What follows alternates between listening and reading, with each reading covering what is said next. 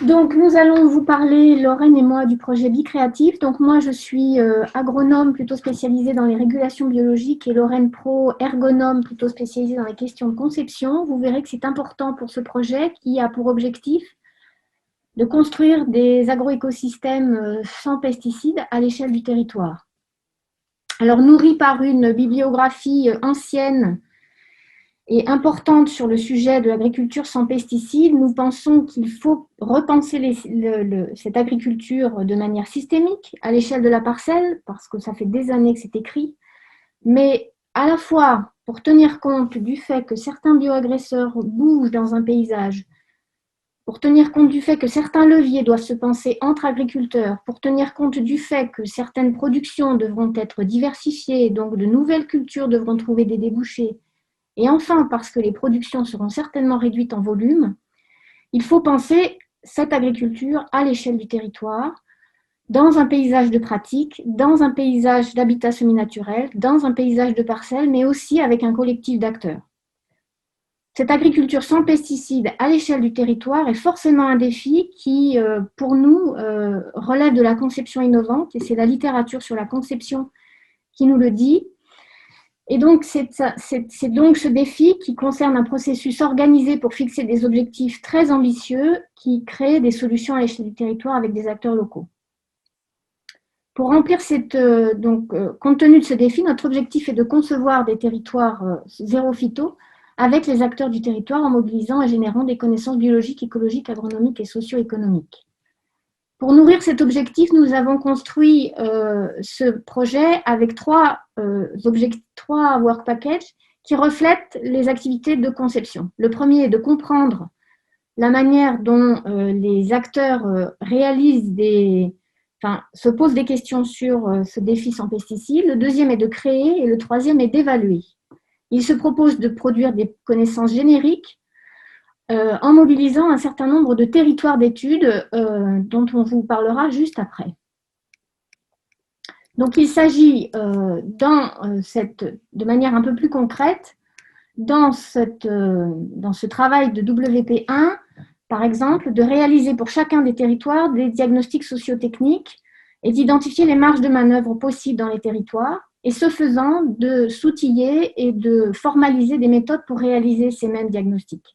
Dans le WP2, où il s'agit de créer, nous commencerons par traquer, identifier, partager les innovations du collectif d'acteurs présents et passés ou en cours, créer des outils avec ces mêmes acteurs pour aider à la conception et, chemin faisant, de formaliser les processus implémentés dans les territoires lorsque l'on co-conçoit avec eux.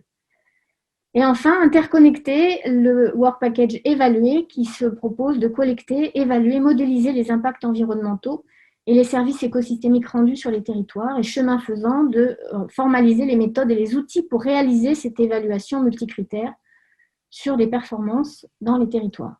Vous voyez que tous les work packages ont tous à un moment donné des actions de formalisation et de conceptualisation des méthodes et des outils qui sont mobilisés dans chacun des territoires.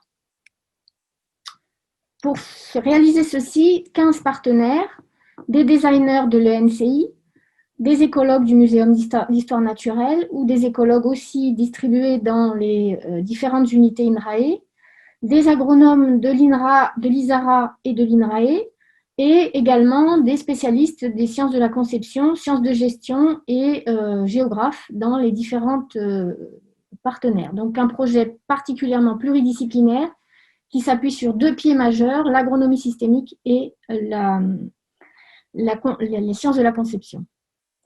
On se base sur 10 territoires pour faire preuve du concept, en fait. Territoires qui ont à la fois une diversité de contextes pédoclimatiques, mais aussi de production. Vous voyez que ça concerne à la fois des grandes cultures, de l'élevage et de la viticulture et des vergers. 2 stations expérimentales pour tester des solutions très, très en rupture, qui sont à la fois Cassis et le projet Z, et puis un réseau d'agriculteurs innovants dans leurs pratiques phytosanitaires autour de l'Île-de-France. Donc, grâce à ce réseau de territoires cas d'études, on arrive à donner une patine très intégrative à ce projet qui nous permet d'espérer pouvoir travailler de la fourche à la fourchette grâce à la diversité des ateliers de production que décrivait Muriel dans les territoires, qui nous permettent de travailler une large gamme d'enjeux de biodiversité. Un projet qui est très multi-acteurs, et je vais y revenir juste encore après. Donc, puisqu'on a cette ambition de concevoir des innovations couplées, on a des acteurs qui sont aussi bien des acteurs du monde agricole que de la préservation de l'environnement, de la qualité de l'eau, jusqu'aux acteurs des filières de transformation, acteurs institutionnels. Et puis, c'est un défi également, un projet intégratif, parce que dans les territoires, l'enjeu du zéro phyto, il se décline de plein de façons différentes, et notamment, il s'articule avec des enjeux de biodiversité, restauration de la biodiversité, préservation de la biodiversité, ou d'articulation d'élevage et agriculture, qui sont particulièrement innovants et intéressants. Donc, tout ça, ça nous permet de servir l'ambition de penser la transition vers du sans pesticides en misant sur la biodiversité et tout en maintenant un niveau de production agricole dans les territoires. On est bien intéressé par l'idée de concevoir des territoires zéro phyto, mais productifs, autant que possible. Voilà, alors du fait de cette approche intégrative de la fourche à la fourchette, ça va nous amener à développer ou renforcer des partenariats avec des acteurs très variés. Vous les voyez ici, les enjeux, les acteurs plutôt liés au monde agricole à gauche, très divers, ceux plutôt du côté des transitions alimentaires, aussi bien les collectivités que les filières de production, les débouchés, les acteurs liés à la préservation de l'eau ou à la préservation-restauration de la biodiversité. Voilà, du coup, dans ce projet, on fait vraiment le pari de développer une recherche originale, à la fois du fait de l'échelle territoire, qui est ambitieuse et originale, et du fait de son approche également. Donc, on vous l'a dit, une recherche qui rentre par de la conception, où on essaye de structurer le processus de recherche par l'atteinte d'un inconnu désirable, le zéro phyto, qui nous conduit à développer des solutions innovantes, constamment renouvelées au fil du projet, certaines non anticipées, bien sûr, avec des approches participatives. Ce faisant, on espère coupler une double ambition, celle de produire des connaissances scientifiques fondamentales, bien sûr, sur les processus de conception, mais aussi sur les processus agroécologiques et socio-économiques qui vont avoir lieu dans les territoires.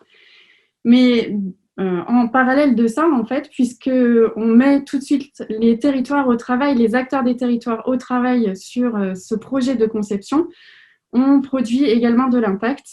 Comme ces acteurs sont partie prenante de notre projet, ils vont commencer à mettre en place des solutions innovantes tout au long du projet. Donc, pour insister sur les impacts attendus de Bicréative, des impacts relatifs à la transformation des territoires, bien sûr, on espère faire de la preuve de concept de ce que pourraient être des territoires zéro phyto.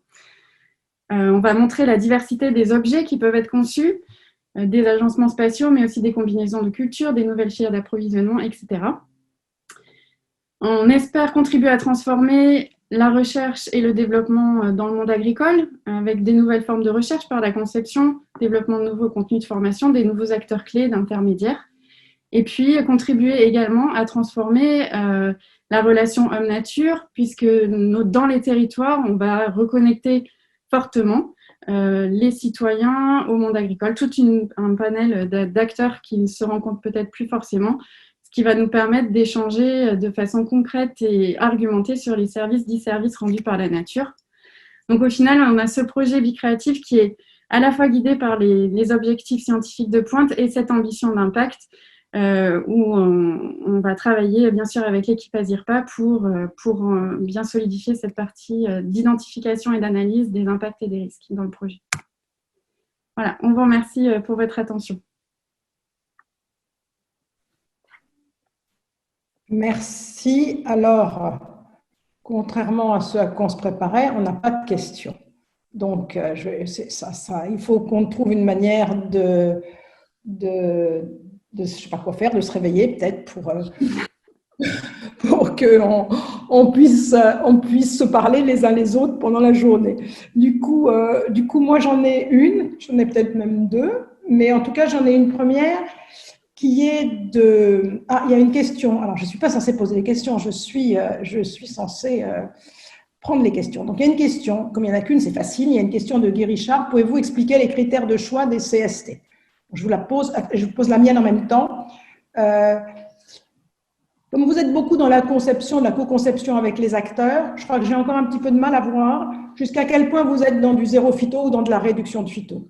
Donc, je veux bien… Voilà. Donc, voilà pour l'instant 2 questions. Celle de Guy. Pouvez-vous expliquer les critères de choix des CST? Et la mienne, zéro phyto ou réduction de phyto. Puis on regarde s'il y en a d'autres qui arrivent en même temps. Alors, les critères de choix étaient doubles. Probablement, Lorraine en aura une troisième en tête, mais en tout cas, moi, je me souviens que nous avons choisi ces territoires d'abord parce qu'il y avait connaissance des acteurs locaux, expérience de travail avec eux par le passé, et donc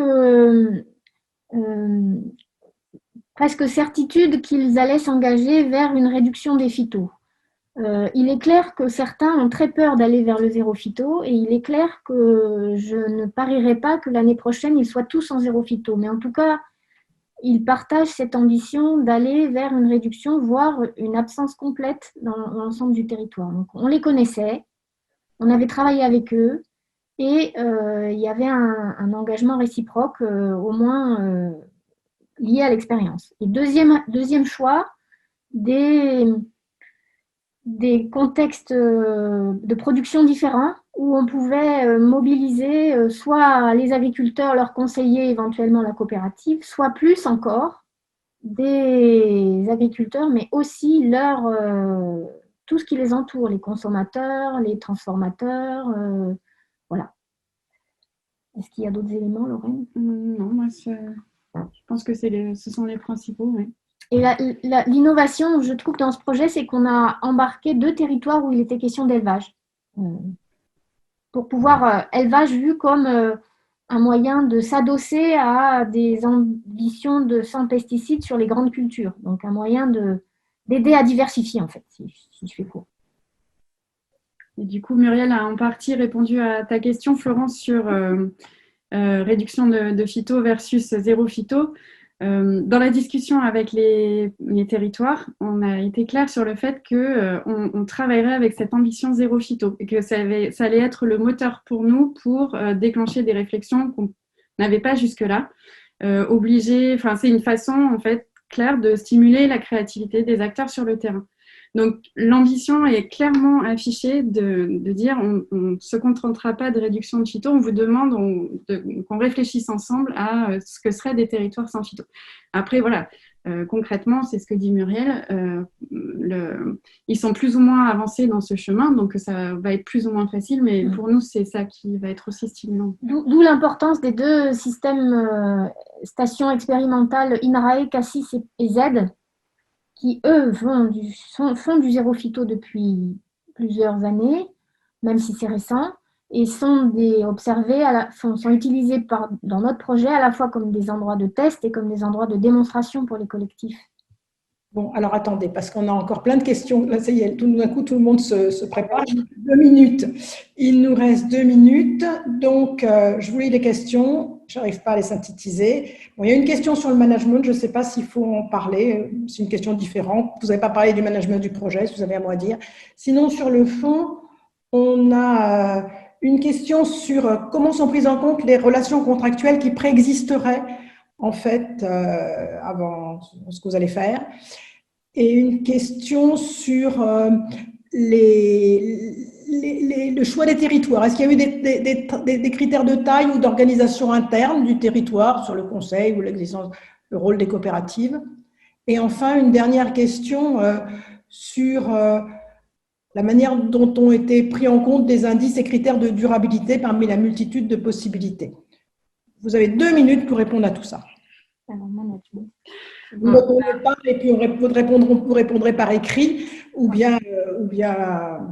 Je vais peut-être sur le management, il y a un enjeu d'animation transversale qui est hyper important, donc on a essayé de beaucoup réfléchir là-dessus. Je ne vais peut-être pas développer plus, mais voilà, à votre disposition pour donner plus de détails. Sur les relations contractuelles préexistantes, si j'ai bien compris la question, c'est voilà, comment on travaille à partir de ce qui existe déjà dans les territoires.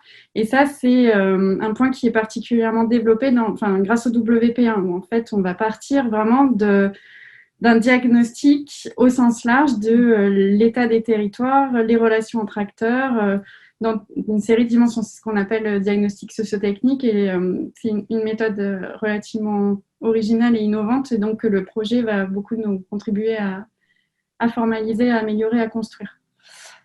Sur les indices de... Oui, sur la durabilité, en fait, du coup, beaucoup de choses vont être définies à façon dans les territoires par un travail avec les acteurs. Je ne sais pas, je peux peut-être faire cette réponse rapide. Oui, après, il est clair qu'on va à la fois traiter de questions d'impact, et par exemple, impact sur la pollution de l'eau ou impact du recours de solutions de biocontrôle sur les ennemis naturels. Est-ce que c'est la même chose qu'un pesticide classique? Ou des questions de services écosystémiques. Et tout l'enjeu va être dans la réflexion sur la combinaison de ces deux manières d'évaluer la durabilité environnementale. L'un des services, l'autre des impacts, et donc il y a des questions un peu scientifiques de fond sur ces questions d'évaluation. Et puis sur le management, voilà, beaucoup de travaux transversaux, pris en charge par des CDD, par des institutions, par des chercheurs eux-mêmes, par des managements par du management de suivi du projet.